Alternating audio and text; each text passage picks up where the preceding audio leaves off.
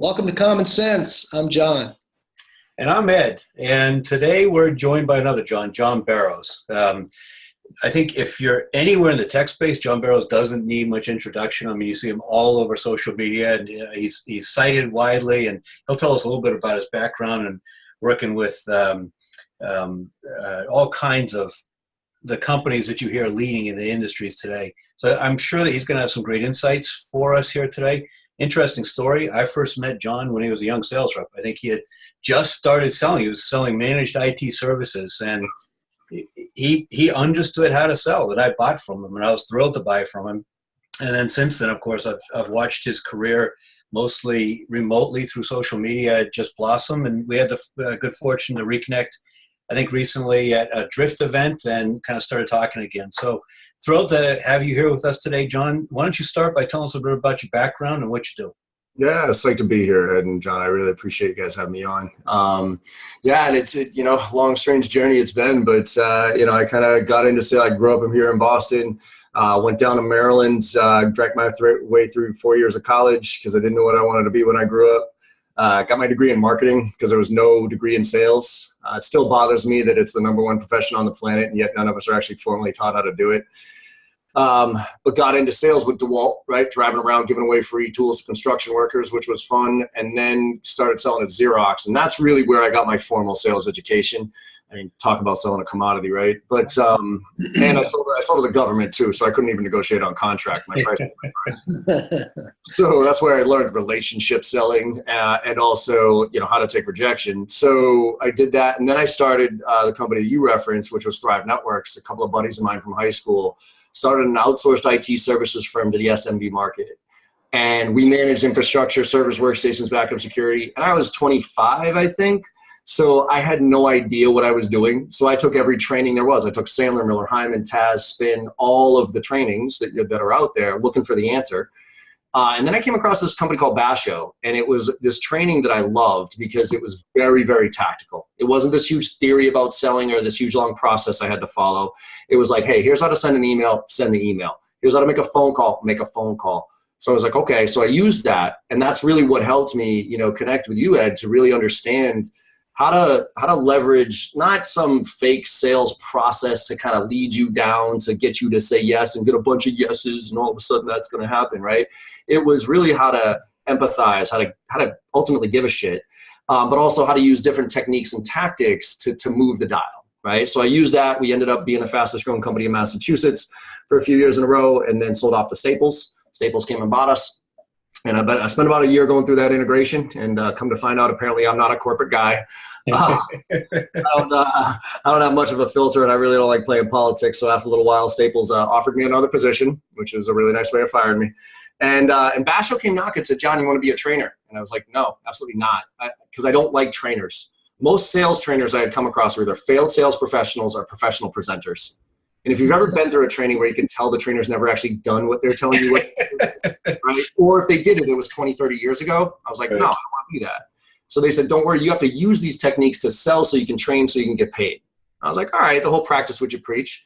So I joined Basho, took on some bigger accounts, brought on some bigger ones, and then to make a very long story short, they screwed it all up and I took it over. So I've been off on my own now for about 6 years, working with some really fast, fun, growing companies like Salesforce, LinkedIn, Box, Dropbox, Google, and training their sales teams on tactics and tips that'll help move the dial. So here we go. As we jump into this conversation, let me point out it's not just millennials and tech companies that you have expertise with. I mean, you built a partnership with Jack Welch. I don't know all the details of it, but you've got some very strong boomer industrial company understanding as well, which I think is important to the audience as we go through this conversation today. Yeah, I got a chance. So, I actually use this as a great example of, I call it it's called the, a technique, if you will, on closing, and not just closing the deal, but closing in general is called the doorknob or the Columbo close, right? Which is after you lose a deal, you go back and say, hey, could you help me understand the real reason, right? So you learn from it and whatever. And I used that after I got fired from Staples. I used that to go back to the guy that fired me, the guy like top of notch, like Ron Sargent ran Staples. And then Jay Baitler ran a $12 billion part of their contract division. He's the guy who fired me. I then circled back to him to say, hey, what really happened here? That was the best hour in business I've ever spent, by the way. That was my MBA. Him telling me what I should have done and how I could have done different and all that. That was my MBA right there. Then fast forward, I got an opportunity to work for Jack Welch. And it was another small story on that one. I had helped a kid out a long time ago get a job and give him some advice. And I believe wholeheartedly in what goes around comes around. No joke, 10 years later, this kid calls me up and says, John, I got an opportunity to work for Jack Welch, run sales for his new online MBA program. I was like, what? Yes, right? I mean, he was my all-time business idol, right? So I put my business on hold. And I went down to Florida and I worked with Jack and Susie Welch for 3 months getting their online MBA program off the ground. And it was one of the coolest experiences I've ever had. Wow. So some great stories there, both the perspective and experience, but also kind of how you integrate all these different pieces of sales and generational differences, et cetera. So where I'd love for us to start the conversation is kind of with an understanding that many of the folks that listen to John and I probably learned selling around the time you were starting to sell. And they've got a very clear idea of what the salesperson does, what the responsibilities are. But that's changed. So lay that out for us real quick, if you would, the way it used to be, the way it is now, and what's changed about it. Yeah, I think a lot's changed. And look, the fundamentals of sales don't change, okay? The fundamentals do not change, in my opinion. And I firmly believe to this day, blocking and tackling and doing the fundamentals right will get you head and shoulders above anybody else if you just do the fundamentals right, okay? It's kind of, and I hate, probably everybody's going to hate me for bringing this up but whatever. But the New England Patriots, the reason that the Patriots are so effing good for so long is because they have a system. And they literally, their tagline is do your job. Just do your job and do it well. And if you do it consistently enough and you hit that gap when Brady checks down and does those things, you're gonna win. Right. More often than not. And that's the same thing with sales. However, a lot has changed. The way that we communicate, just the resources that we use to communicate with people. But the one that I would say is the most relevant to your audience here is the way we develop relationships. Yeah.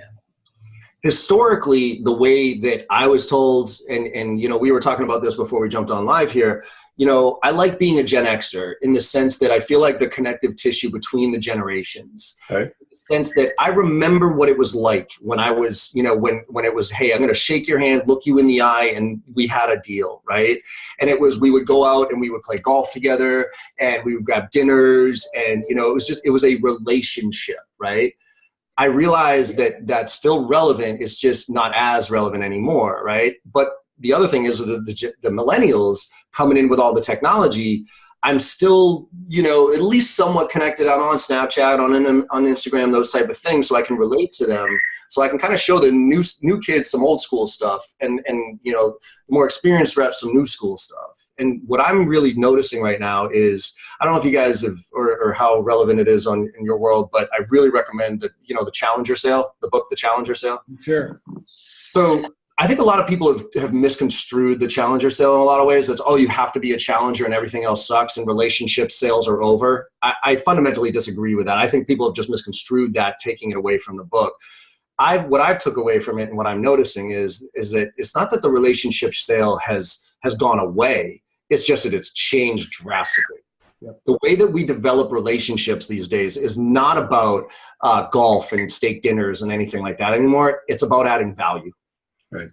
And if you can add value to me, and that comes in the form of saving me time, giving me new ideas to think about, challenging my mindset of where status quo is and showing me that if I don't change, that next year I'm probably not going to be in this role, that's adding value. And I think the easiest example I can give is, it was just here at my house, I got a financial services guy, right? So I had a life insurance guy, and I'll be real quick on this one. Life insurance guy. Every year when I was in my 20s, he belonged to a golf course here in Massachusetts, okay? And every year he would call me up, hey, John, you want to go hit the links? And we could talk about what you're doing these days. And back then, I couldn't afford to be at that. That was a gorgeous, driving, the whole thing. I couldn't afford to be there. So to me, that was value. Like, that was fun. I couldn't get access to that. But what we would do is we'd spend the first half hour, 45, whatever, talking about how much money I was making, and how much more life insurance I had to buy and all that other stuff. And then we'd hack around for 3.5 hours. And then at the end, he'd ask me for referrals. And, I'd tell him I didn't have any, and we'd go from there. And every year was the same shit, right? But then finally, I got married, kid, those type of things. And he calls me up one time and he goes, hey, John, you want to hit the links? And I'm like, why, Mike? And he goes, I don't know, man, touch base, check in, see how things are going. I go, Mike, let me ask you something. Are you more important than my daughter? The obvious answer to that one's no. So are you going to add 4 hours of value to my life? Or can we get this done in a 30-minute call where I can tell you how much money I'm making, you can tell me how much more life insurance I need to buy, and I can tell you I don't have any referrals for you. Can we just do that? Right? And he was a little caught off, but then what happened was interesting. He started adding value. So he only did life insurance, okay? I had two portfolios. I had my life insurance portfolio and then my 401k and my investment portfolio.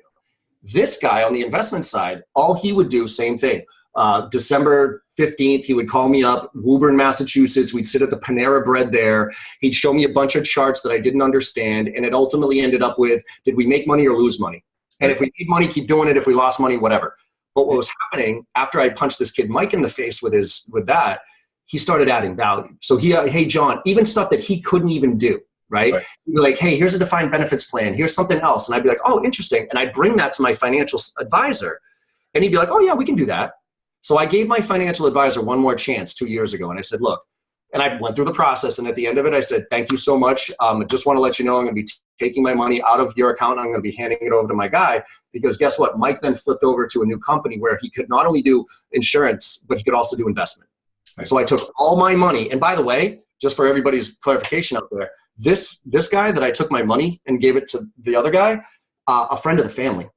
Wow. My wife is good friends with this woman who's the partner of the main partner. And so we had a personal connection. We see each other, our kids hang out, but I still, because of the value that this one had provided, I took my money from there and I gave it over there. But another thing that you're doing there is you're learning how to buy, right? And so that's another big change, is that buyers are a lot smarter now. They use technology. They ask the right questions. They manipulate salespeople. So that's right. Isn't that another big change? Oh, that's a huge change. I mean, again, I'm going to go back to Challenger Sale on this one. Like the stats say that by the time somebody comes to us, they are already 60 to 70% of the way through the process. Now we can argue what number is what, but whatever. Long story short, they're not starting from zero. When they go on your website and they say, I'm kind of interested in what you have, for instance, it's not just because they were just farting on the internet and being like, oh, well, what's this? Well, let me talk to a sales rep. Like, they didn't do that. You know what I mean? The one thing I realized really, and actually this aligns directly with intent data, G2 Crowd, I was doing a training for them. I found out that G2 Crowd, they are the top 250 most trafficked websites on the internet. Think about that for a second. A B2B review site for business-to-business sales, software, that type, is the top 250 most trafficked website in the world. Wow. So people are doing so much more research on us before they engage, and they're moving way further down the sales process. Well, it's almost like they don't, like, it's the consumerization of B2B selling. Just like the Challenger Sale says, what your life insurance guy was doing was going through this formula process of asking questions, kind of the situational review. When suddenly it changed for you was when he started suggesting the questions you should be asking that you weren't thinking of. And that's the difference. And it's the ease of buying. I mean, we're all in this world where if I want something right now, I go on Amazon, I look at the reviews, I make my judgment, I push a button, a drone drops it off tomorrow morning. Right. If I don't have to involve a sales rep in that equation, I'm pretty happy. Right. The only time I want to involve, because most of the sales interactions are so bad. Right. You know what I mean? They force us through their process. They drone through a piece of crap demo that I have no interest in. They ask me their BANT questions. You know what I mean? Like solution selling, that was the shift of solution selling and Challenger Sale, right? Solution selling used to be, let me ask you a whole bunch of questions and then let me propose a solution. But clients don't always know what they need. Right. They don't know what the options are out there. They don't know how to look at this, right? And that's why I like the mentality of Challenger, which is, you don't say this, but effectively it's, look, you make this decision once a year. I help people make this every day. Let me share with you where people make the right decisions and wrong decisions, right? That's the whole mentality around Challenger Sale. And I think that's the challenge. And thankfully for me, and I don't know why, maybe it's just because I grew up here in Boston or whatever, but even back when I was selling to you, Ed, when it was that first engagement, I was always of the mindset of, if I didn't think you were looking at this the right way, I didn't have a problem with being like, Ed, like, I appreciate that, But there was like, I have 4 other customers that did just what you did right there and failed miserably on it. And instead they did, now they're doing this, and this is why they're successful. So, right? Right. Yeah, asking those hard questions. So I think boomers are even more hip to bad selling than maybe millennials are, because we've lived through it for so long. mm-hmm. And we're sick and tired of advertising and bad selling and everything else. So boomers are probably harder to sell to now.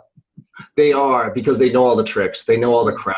You know what I mean? The challenge that I find right now is that boomers and Gen Xers, we're in this weird transition phase, I think, right? Where when we grew up, the 3 of us grew up in sales, it was really a numbers game. It was make a bunch of cold calls, knock on as many doors as possible, give your pitch. And, and the other thing is we controlled the message. Like you couldn't Google it, for instance, you know what I mean? Now all that's gone away. And so the idea of, controlling that message has left. I think our job is to get people to think, to realize that if you're okay with where you are right now, I'm worried for you, because there's going to be an app that comes out tomorrow that fundamentally shifts the way that we think or replaces a job. And going back to your point, John, it's like, we're harder to sell to, but we're also, there's a lot more information out there about us. Yeah. So if you actually take the right approach and you're a human and you don't use these sneaky bullshit tactics that we were taught, you actually have a better chance at connecting. Because going back to we're in this transition, we still remember that that's a numbers game, right? Even though everybody right now fully understands that quality is the answer, right? Account-based marketing, all that stuff, tailor your message, target, personalize at scale and all that other stuff. But the problem is that stuff is very hard to coach to. It's very hard to coach towards quality. What's easy to coach and manage to is numbers. So even though we fundamentally understand right now that quality is the answer, Gen Xers and above still manage based on quantity. So it's where are your 50 dials, make your 100 dials, how many demos did you set up, and that type of thing. So I think that the problem is that the technology, and we're looking at technical solutions to address those. And what's happening is these reps, we're having them use technology to address the quantity issue. And we're really right now, all we're doing is teaching the machines how to do our jobs. They're just robots, yeah. And very soon, artificial intelligence that is coming on board here is going to be able to wrap that technology into an empathetic message that'll resonate more than a sales rep ever would. And there's going to be a reckoning coming up here where a lot of the kind of in the tech SaaS world, it's like SDRs and BDRs, sales development reps and business development reps, the ones who are making cold calls and that type of thing. That currently is the feeder system for sales of now they're going to become full. I actually think that whole group of people is going to just move under marketing and operations. Yeah. And it's just going to become, salaried positions to do this and look at analytics. Right. The question I have now is, where does the full cycle sales rep come from? Right. Yeah, I think, so you're talking about whether you're hiring for skills or attitude and, how you're hiring the sales reps. But that's a really interesting point that you bring up about the SDRs and the BDRs. I think part of what John and I talk about in terms of industrial companies and lessons they can learn from tech companies goes back to this model. I don't know if Aaron Ross is the guy that started it, but this predictable revenue thing with SDRs and BDRs managing inbound leads and doing outbound prospecting, and then inside sales and AEs and channel sales managers. It's a machine that tech companies build because the investors beat the crap out of them, and they got to be able to show the revenue. And many industrial companies just hide behind the fact that they can't grow a manufacturing business at 300%. So they say, well, we just want 3% or 5% or 7% or whatever it is. Instead of recognizing that get more of the right leads, then you stop working on those deals where you're cutting price. You start working on those deals with the nightmare clients or customers that you don't want to sell to, et cetera, et cetera. How have you seen companies that kind of have a traditional small marketing department and some field sales transition to this machine, this revenue growth machine? So it's funny because I kind of at Thrive, back to our days together, like I recognize this problem is purely related to scale, right? Because what was happening was I was a player coach, right? I was the VP of sales, 25. That's, again, note out there, everybody. That's why titles are a joke. But but I'd be hustling and I'd hire some full cycle sales rep, right? I'd hire 6 or 7 of them and say, okay, good, here's your territory. And by the way, I don't have time to coach you. So my coaching and my management style was keep up. Like if you can keep up, you're going to learn a shitload, but I don't have time to sit here and babysit you. Hired and fired 6 of them, failed miserably, all of them, because certain people have different skills at the various parts of the sales process. So what I did after firing the 6th sales rep, I took a step back and said, this is insanity. I can't keep doing this, right? Because even though I wasn't spending a lot of time with it, there was still time. Right. And so I said, all right, let's break down the sales process into 3 sections, the 3 main sections: opening, processing, closing. Okay, you gotta find the business, you gotta meet with the client, you gotta close the business. And I just looked at self-reflecting and I said, okay, what is my favorite part? Like, what am I the best at out of all 3 of those? And I was great and I am at the relationship side of the house, at the meeting with the client, developing rapport, that type of stuff. Now, could I close? Absolutely. But was it my favorite part of the sale? No. Could I prospect? Obviously. But was it my favorite part? Absolutely not. So at the time, it was me, and going back to your point, we had no money. I mean, we were self-funded, no budget. And my CEO at the time, Nate, he was like just a hard-ass closer. Like if you needed a deal closed, you brought him in, he played the asshole role, and it was like, okay, thank you, right? So we had the 2 pillars of the 3. Then we looked at the 3rd and said, all right, we need to find somebody to manage the lead flow, so I could then focus most of my time on going meetings and doing what I could do best. So then we said, instead of hiring another sales rep or even just an inside sales rep, what I hired was a director of business development. And this was Jim Lippy that came in. And what we did, and this is for everybody out there, this is an easy way to implement this with no money. All right. You find somebody who manages the lead flow, and then you identify the channels of lead flow that you can get. Okay. Now for us, obviously cold calling was one of them. So therefore inside sales. And we measured out our equation as far as how many meetings. The number one thing that I needed to figure out of your sales equation was how many meetings did I have to get on a monthly basis to be able to hit our revenue mark, right? Because we averaged, our average deal size was $3,500 a month. Like that's how much you had to spend with us. And we had a 50% close ratio. So if I put a proposal in front of you, 50% of the time it closed, which was bananas. And if I met with you, 50% of the time it turned into a proposal. So our equation was I needed 30 meetings a month to drive 15 proposals, to drive 7-ish pieces of closed business to help us reach that target, right? Okay, 30 meetings. How are we going to find 30 meetings? Director of business development, what channels? Inside sales. I knew from my efforts, just purely numbers based, that any inside sales rep, if they made $400 a week, they would get 7 meetings a month or 8 meetings a month. So that was 8 out of the 30. Now, what other channels? Now we had events, right? Networking events and that type of thing. If I went to 5 networking events on a monthly basis, I would probably get 10 meetings out of those 5 events. Done. SEO, website. How much, like if we spent X amount of dollars, how much could we drive? Okay, there. And then partnerships, like specific partnerships with, right? How much? So then we identified how many how many leads or meetings we could get from each one of those channels. And it was 5 channels. And my director of business development, what he would do is he would spend literally a day on each one of those channels a week, 5 days a week, optimizing each one of those. Right? So he would spend a whole day working with partners, and that would be the partner day where he'd be meetings with partners, sharing leads and those type of things. A whole day on events as far as, okay, what events are we going to go to? Who's going to go to what? What's our strategy around those? A whole day managing the inside sales team about how many cold calls we're going to make and what's our messaging look like. And so what happened there was we turned this engine on, right? And he started optimizing each one of those channels. And actually, I'll take it back. Inside sales actually wasn't one of the channels at the start because I didn't want to hire another sales rep. So we identified that we needed inside sales as another channel. That then became the flow of scale. Because what would happen is we'd plug one of those inside sales reps into the equation. We'd have them make cold calls, set up meetings, do the qualification process, set me up on meetings. Right. And I would bring my CEO in. And then eventually, as those reps graduated through that program, like for a year, we'd put them in there, cut their teeth for a year. They'd learn the pitch. They'd learn objections. They'd learn all that stuff. And then they would move over into a more meeting role, and they would get kind of the tier 2 and tier 3 meetings, not like the cherry ones. I would still get the cherry ones. But then I moved more over into the closing role. And my CEO kind of moved out of the equation unless absolutely necessary. Right. And that's turn this engine on, where all of a sudden we just started hiring 2 or 3 inside sales reps. They would move over, they would fill that. I would move over, I would become the closer, then the reps would become closers. And that's what got us to be one of the fastest growing companies in Massachusetts. That makes so much sense, John.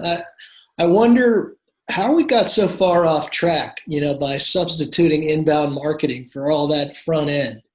What's your opinion of inbound marketing and where we need to go now? Everybody's looking for the silver bullet. That's why. Yeah. Inbound marketing promised us this actually goes back to a blog post I wrote a little while ago called The Founder's Dilemma. And this is why that specifically happens, specifically on companies that are growing. The Founder's Dilemma is usually associated with an engineer or a non-sales founder, okay? Where they come up with an awesome product, they come up with an awesome solution. And so what they do is they go out there and they talk to their friends, family, and fools, right? Their circle. And they present their solution. And I have always said this, and you guys know this, that sales is the transfer of enthusiasm, right? It is. And so because they're presenting what they are super passionate about to a friendly crowd, they get great feedback, right? And they might even get a few people to buy some stuff from them. Right? And so all of a sudden they're like, holy shit, this is easy. Let's just grab some sales reps, cram them into this equation and let it go, right? And so what happens is with limited training, with lack of passion for the product, with a lack of understanding of the market, those sales reps inevitably fail. And so what happens is founders then say, oh, sales, like it's this necessary evil, I hate it. How else can I do this? Well, I've heard all this fantastic stuff about content marketing and inbound lead generation and that type of stuff. So let's do that. And then they find some company or some tool or some solution. They dump a bunch of money into it. They blast the market with a bunch of spam crap. And, the inbound leads trickle in. But the problem with inbound leads is they're almost always non-power. They're not decision makers. They're individual contributors. So then it becomes this bottom-up approach to selling, which is, in my opinion, brutal, unless you actually have a product that is designed specifically to get 4, 5, 6, 10, 15 people using it, and then like Dropbox or something like that, right? Okay. But for the most part, eventually you're going to have to go top down. And then they flood the market with that, and they think it's the silver bullet. They think it's the answer. And they get caught up in the metrics of, oh, look at all these MQLs, these marketing qualified leads that we have. And look at how many times somebody was on our website. And this leads back to the intent data. Like, that's not intent data. Somebody poking around on your fucking website and looking at white papers, like, no. I would venture to guess that a minimum of 80% of the people that are on your website are looking for one very specific thing so that they can do a project or homework or learn something and want literally nothing to do with your service, right? So it's this thing where we get enamored, and I also think we're in this world of just instant gratification. So all those little clicks and numbers and that type of thing make us feel really good about, oh, look at our marketing program, look at what we're doing, but then we lose track of, are these really qualified? What's the conversion rate of a MQL versus an SQL? And are those good companies for us to be attracted right now? So, I mean, I like where we're going with account-based, but nobody's figured that out yet. You know what I mean? At least not really well enough to put a stamp that says this is exactly how you should do it. I mean, a lot of people talk a good game on that, but very few people in my experience have implemented ABM very well. Absolutely. So what do you do with a sales rep if you want them to be part of an ABM program? I mean, the interesting thing is, as sales, in fact, LinkedIn Research recently had an article that talked about how millennial salespeople are outperforming in terms of attainment of sales quota, outperforming Gen X and boomers. And LinkedIn Research attributed it to 2 factors. Number one was the fact that they were using technology, as you described early on. Mm-hmm. Number 2, because they were willing to collaborate with their marketing colleagues in a way that the older generations didn't. So that really comes as ABM topic. I know it's one that John speaks about frequently, and I'd love to hear how you think you can plug a sales rep into ABM and make them effective.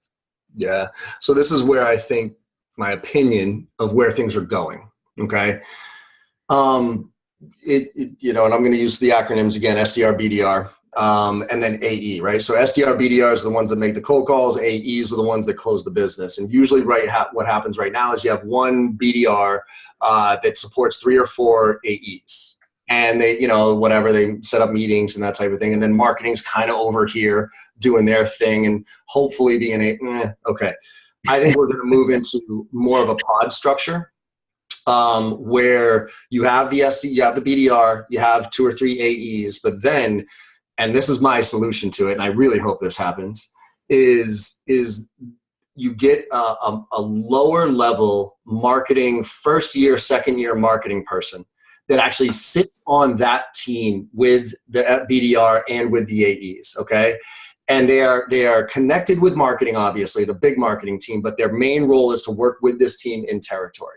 Right. And what they're going to do is they're going to analyze, first of all, they're going to look at the numbers, right? Because sales reps will never look at the numbers. They're never going to analyze the, split test and do that stuff as much as we want them to, and as much as the tools help people do this, sales reps just, their brains don't function that way. So they're just going to do their activities. So somebody needs to look at the data for that team specifically. Who are the ICPs in that region? Who are the personas in that region? What are the events? Who's the competition? What are the conversion ratios based on certain messaging, that type of stuff? And then extract that and look at it and gain inferences out of it, and then go to big marketing team and say, hey, my team specifically in my territory, this is what we need. We need some air cover here. We need this type of messaging, and we need to throw these type of events. And be the connective tissue there, right? And so it's this pod approach where there's a defined set of customers that are tiered out. Marketing markets into them as marketing. And this is another thing out there for people to make sure that they're doing. I wrote a post on this called Let Marketing Market, Let Sales Sell, please. Stop sending marketing emails out with my name on it, right? Because if you get a bunch of emails from John Barrows, when it's obviously not John Barrows, you know what I mean? Everybody knows what a marketing template email looks like. So if you get 10 of those, and then one day I decide to take a step back and do some homework and actually write you a well thought out, very tasteful email, I'm probably already going into the spam filter. So let it come from the CMO, let it come, and put me on that list, okay? I want to be on the marketing list. So I know when my territory is getting hit with a certain message. Absolutely. And this is the key for everybody to pay attention to. And I stole this from Gary Vaynerchuk, but he said a long time ago, everybody talks about content is king. He said, fine, if content is king, then context is God. That to me is marketing versus sales. Marketing is content, sales is context. If we as sales professionals are not putting any context around our content, we're no different than marketing, and I have no idea why we're getting paid to do what we do. So now, ABM, say there's an event going on in my territory, right? Okay, marketing, blast it out there to all my target accounts. Put me on the list. I'm going to take my top 25 accounts and my top 25 sales executives. I'm going to take that email. I'm going to forward it to them. Not everybody. I don't have the time to do that to my 1,000 accounts, but to the top 25 or the top 50. Hey, Ed, I'm not sure if you just got that email from our marketing department, but we're throwing a kick-ass event here. The reason I think you should come to this specifically is based on either what I know about you or some research that I did on you or those type of things. Another example, webinar. You sign up for a webinar. I'm going to send you an email. Hey, Ed, not sure if you saw the webinar we have coming up here, but the reason I think you should go to this is blah. Now, webinar happens, you don't show up. I then take that email and send it back to you and say, hey, Ed, I saw you signed up for the webinar. I noticed you missed it. Based on what I know about you, if you actually start listening to this webinar around minute 15 and go from minute 15 to 25, there's some really, really good stuff in there that I think you could apply to what you're doing right now. Thought you might get some value out of that. See you later. So it's the salesperson doing the work. It's going back to the Patriots, do your job. Instead of just relying on numbers and blasting stuff out, it's thinking about it. It's sending the right message at the right time. It's what I think I've talked to John about.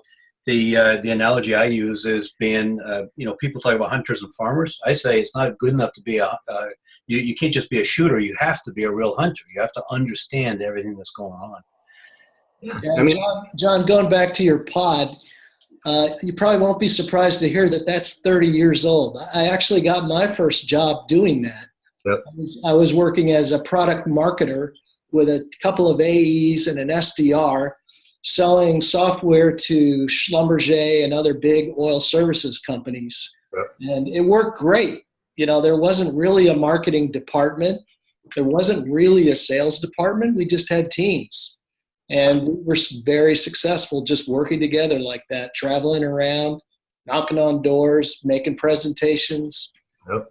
And any questions they had, the expert in the room, which was supposedly me, could answer. Yeah. Everybody looks at sales as an individual sport. It's not. It's a team sport in every way. If you want to be successful, it's a team sport in every way, shape, or form. I mean, there's some banana statistic out there. I don't know if you guys follow the Gong blog, but gong.io is hands down one of my favorite blogs because it's data-driven stuff. And one of the stats that they threw out there, which was bananas, it said that after the initial qual call, like the initial qual call has to be a one-on-one thing, right? Because otherwise it gets confusing with all these people. But after that, if you bring anybody into the sales process after that, so if I brought my solutions architect, my manager, whatever it is, at third, fourth, fifth meeting, doesn't matter. It increases your likelihood of closing that deal by 257%. Wow. And if you can get them to bring people too, that's even better, right? Bring all 6.8 so you know who you're selling to. Exactly. Same whole team. So we're getting short on time, John, and I know you're running off to the airport. You're flying off to the West Coast to run a sales launch for the year or something. Yep. John, Mike, why don't you must have a list of burning questions. So why don't you hit John with one of your last questions and we'll wrap up. Well, I wonder what people should aspire to be if they pursue a sales career these days. You know, where's a good place to start with that? So what do they aspire to, or where should they start? Well, maybe people don't aspire to it. They just find their way into it. I don't know. But, you know, if I'm in college right now, which is, you know, becoming less and less frequent, other than coding, if I'm better at sales, what should I be doing? I mean, so there's about 70 universities, right? First of all, I think sales is and I'm actually writing, so I'm writing a book on this, but not the typical book, right? People have been asking me for a long time, John, when are you going to write a book? And I'm like, first of all, I don't read all that much, so it'd be a little bit of a hypocrite. And second of all, you know, what am I going to write that hasn't already been written? But I've decided I am going to write a book, and it's going to be a children's book, and it's called I Want to Be in Sales When I Grow Up. Nice. Because nobody answers that question in sales. You know, when you ask a kid, they don't even understand what it means. So I'm doing a book based on my daughter selling Girl Scout cookies and showing that sales is a profession. And if you treat it the right way and you start studying early, you might not have to go to college, right? Because it's the lowest barrier of entry. You just got to be good at and if you treat it as a science, not an art. And that's the reason I think so many people have avoided educating, like a formal education on sales. Because I think historically it's been the mentality of, oh, you just got to have, you just got to have it. You know what I mean? Like, oh, that's a born sales rep. I fundamentally, yeah, that's a born sales rep. Because you know why? We're all born sales reps. Yeah, you have to sell when you're a little kid. You have to sell your ideas. You have to sell your, it's all about sales. It's just not whether it's a profession or not. It's a mindset. Right. So I think shift the mindset, first of all, away from the Glengarry Glen Ross, Boiler Room, Wolf of Wall Street. Right? Worst sales movies I've ever seen. My first assignment for a kid who's looking to get into sales, go watch my two favorite sales movies, which is Pursuit of Happiness, which is one of my favorites of all time, and then my favorite of all time, which is Tommy Boy. So nice. Go watch those two movies because they're what sales should be. And then start educating yourself. There's so many free resources out there about how to do sales right. You know what I mean? Like, just Google or go on YouTube and start to get a sense of what's out there, right? And then identify, and I always tell people this, if you should get into sales early because regardless of where you go in your career, it's going to benefit you. If you spend a year or two getting your ass kicked behind some phones and learning how to give the pitch and get through to people and short attention spans, that's just going to do nothing but benefit for you for the rest of your career. You want to start a business, guess what? You're the chief sales officer. If you want to go get another job in another department, you're going to have to sell yourself to get that job. If you have an idea inside a company and you want it to go to another, you have to sell that. So get into it, but go find something that you can believe in. Go find a company, go find a product that you love and you can represent, right? Because I said earlier, sales is the transfer of enthusiasm. If you don't believe in what you're selling, you're just a jackass sales rep. But if you believe in what you're selling, I always say this is the greatest profession in the world when done right. It's the worst when done wrong, right? So if you get into it and you realize, I'm going to take my lumps here for a couple of years, it's not going to be easy, but if I can get through that, it's going to put me in such a better position. Then you go find a company that you can believe in, you get in, you ideally find a company that will invest in you from a training standpoint, and then you start to learn what it's like to sell, and then call your shots, then go into marketing, then go into operations, then go do whatever you want to do. And to answer the other part of your question, which is what should they aspire to, and this will kind of connect with the Gen Y and the Gen Xers, the Gen Y and the Millennials out there, is the best analogy I can make these days is it's not about the slick ass sales rep like it used to be. right? I hated it back then. I hated it more even now. Right now, the best analogy I can give anybody is Iron Man. Is the person, right? Tony Stark. Okay, but without the suit and all the other stuff, Tony's a person, and you get his ass kicked by all these, right? So now you have to have the person plus the technology. So learn the tools and the technologies and those type of things, and then the AI, Jarvis. So if you as a person can start to leverage the right technologies to do the stuff that a person doesn't need to do, and then use the insights from artificial intelligence to give you intelligence about that client, and then you're the last mile effectively. You know what I mean? You're the one that makes the connection to the human, because until robots start buying from robots, people are still going to start buy from people, and you need to make that human connection with some empathy. And by using the insights that are out there, right? That's why millennials are more successful, because they know where to gather the information to be able to understand how to communicate with you best. And then the tools, they know how to leverage those tools. Now, they might not be the best at relationships, but we all know that half the battle is getting the tough conversation going. And then I can bring in the expert. Then I can bring in the solutions architect. Then I can bring in all these other people. As a sales rep, you need to be a quarterback. You don't have to be the industry expert anymore.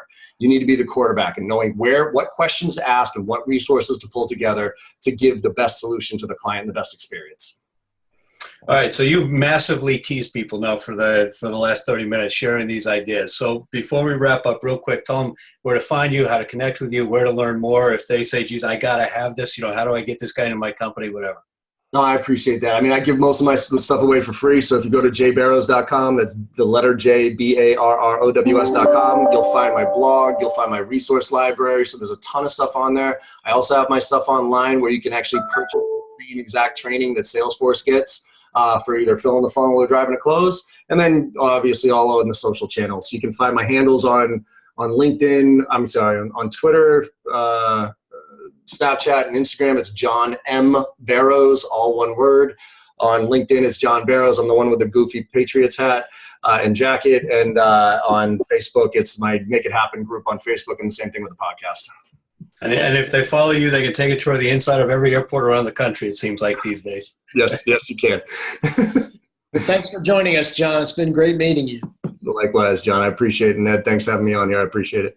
Absolutely. It's been terrific. So if you enjoyed this, if you like some of these ideas, you can grab this podcast on Apple Podcasts. And if you want to dig deeper, look for the book that John McTigue and I have written at commonsenserevenuegrowth.com. Thanks very much for joining us today. Thanks, guys. Everybody have a good one.